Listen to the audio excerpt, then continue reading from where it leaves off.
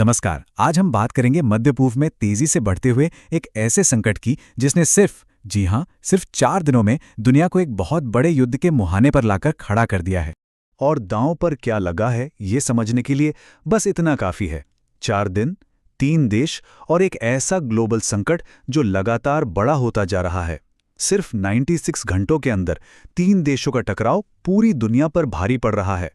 तो चलिए इसे और गहराई से समझते हैं। तो सबसे पहले बात करते हैं उस सबसे बड़े बदलाव की जिसने इस संकट को इतना ज़्यादा खतरनाक बना दिया है, और वो है देशों के बीच सीधा सैन्य टकराव। इस पूरे संकट के केंद्र में ये 3 प्रमुख देश हैं। अब तक जो लड़ाई प्रॉक्सी या छद्म युद्धों के जरिए लड़ी जा रही थी ना, वो अब एक सीधी आमने सामने की जंग में बदल चुकी है। और टकराव किस हद तक बढ़ गया है ये देखिए। सऊदी अरब की राजधानी रियाद में मौजूद अमेरिकी दूतावास को सीधे निशाना बनाया गया।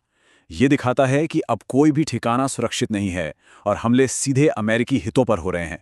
तो यहाँ सबसे ज़रूरी बात यह है कि ये सिर्फ एक हमला नहीं है, बल्कि स्ट्रैटेजी में एक बहुत बड़ा बदलाव है। अब देश अपने प्रॉक्सी लड़ाकों के पीछे नहीं छिप रहे हैं, बल्कि सीधे अपनी सेनाओं का इस्तेमाल कर रहे हैं। और यही बात इस स्थिति को बेहद अप्रत्याशित और खतरनाक बना देती है। और देखिए, जब टकराव इतना सीधा होता है तो उसकी मानवीय कीमत भी बहुत बड़ी होती है। रिपोर्ट्स के मुताबिक ईरान के अंदर हुए अमेरिकी और इजरायली हमलों में करीब 800 लोगों की जान चली गई। ये आंकड़ा अपने आप में संघर्ष की गंभीरता को बताता है। तो मतलब साफ है, अब खेल के नियम पूरी तरह बदल चुके हैं। लड़ाई अब पर्दे के पीछे से नहीं बल्कि खुले मैदान में हो रही है, और यहाँ गलती की कोई गुंजाइश नहीं बची है। चलिए अब आगे बढ़ते हैं और देखते हैं कि ये आग एक नए इलाके में कैसे फैल रही है, क्योंकि अब युद्ध का एक नया मोर्चा खुल गया है लेबनान में। हुआ यह है कि इजरायली सेना ने दक्षिणी लेबनान में एक बड़ा जमीनी ऑपरेशन शुरू कर दिया है। इसे 2006 के युद्ध के बाद से इस इलाके में सबसे बड़ी सैन्य कार्रवाई माना जा रहा है। ये साफ दिखाता है कि संघर्ष अब एक देश तक सीमित नहीं रहा।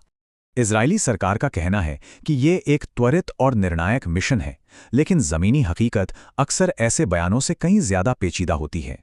और शुरुआती खबरें बता रही हैं कि स्थिति कितनी गंभीर है। पता चल रहा है कि इजरायली सेना सिर्फ सीमा तक ही नहीं रुकी है, बल्कि लेबनान के अंदर जमीनी कब्जा भी कर रही है, जिससे मानवीय संकट और भी गहरा सकता है। मतलब ये संघर्ष अब एक क्षेत्रीय युद्ध का रूप लेता जा रहा है। अब देखते हैं कि इस क्षेत्रीय संघर्ष का असर पूरी दुनिया की अर्थव्यवस्था पर कैसे पड़ रहा है, क्योंकि इसके झटके हर जगह महसूस किए जा रहे हैं।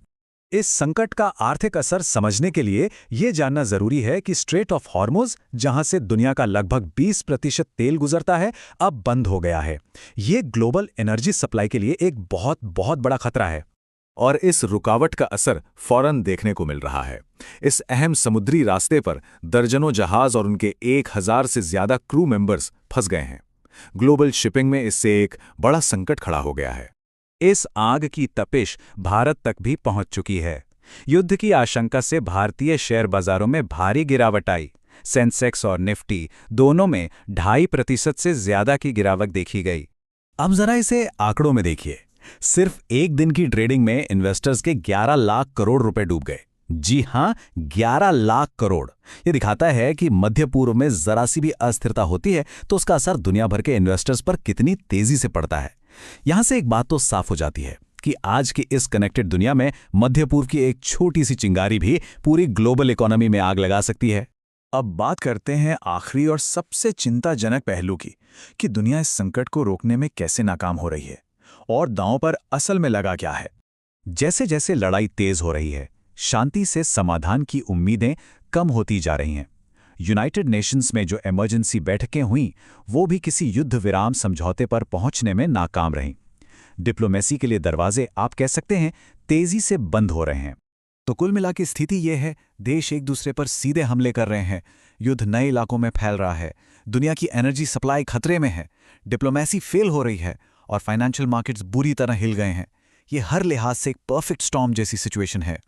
और हम आपको इसी अहम सवाल के साथ छोड़ जाते हैं, क्या ये संकट मध्य पूर्व तक ही सिमटा रहेगा, या हम एक बड़े अंतर्राष्ट्रीय संकट की शुरुआत देख रहे हैं? आने वाले कुछ दिन शायद इसका जवाब